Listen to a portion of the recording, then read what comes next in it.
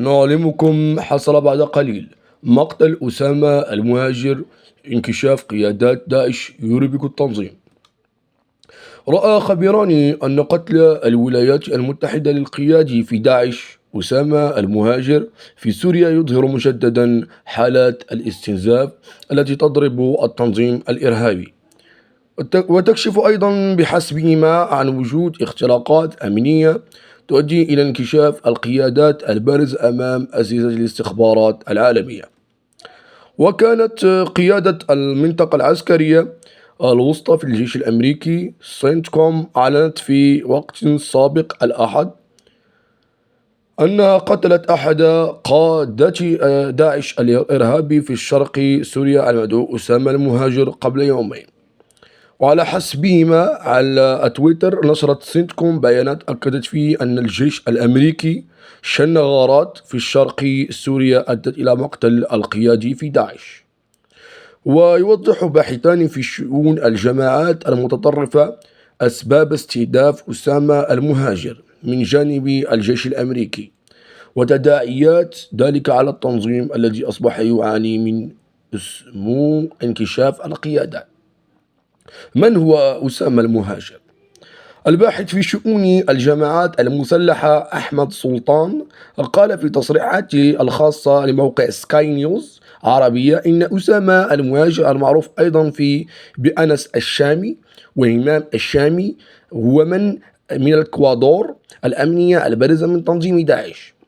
شغل منصبا عديدة ومهمة في التنظيم، من بينها والي ولاية الخير وهي منطقة دير الزور، وكان من المكلفين بإعادة بناء شبكات داعش. أقام المهاجر في إدلب لفترة تقترب من العامين، وانتقل بعد ذلك إلى منطقة بزاعة قرب منطقة الباب سوريا.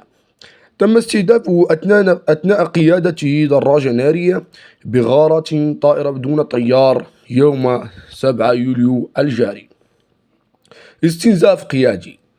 السلطان يوضح أن مقتل أسامة المهاجر تدل على استمرار حالة الاستنزاف القيادي في صفوف داعش التي تعاني منها التنظيم منذ فترة طويلة، كما تدل على وجود اختراقات أمنية تؤدي إلى انكشاف القيادات البارزين وعجز التنظيم عن حمايتهم.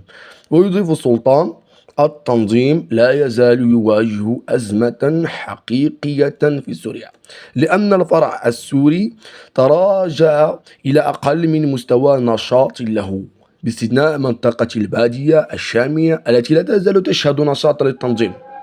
التنظيم في أضعف حالته منذ أكثر 10 سنوات، لكن ذلك لا يعني أن التنظيم انتهى أو أنه سيعلن وقف القتال في المدى المنظور. التنظيم لديه شبكات بديلة، إذ قتل قائد يتم تصعيد قيادي بديل، والجيل الحالي ليسوا الصف الأول ولا الثاني، إنما هو الصف الثالث، مما يشير إلى أن التنظيم خسر جل قادته البارزين. نشكركم. كانت هذه آخر أخبار اليوم، وشكرا لكم.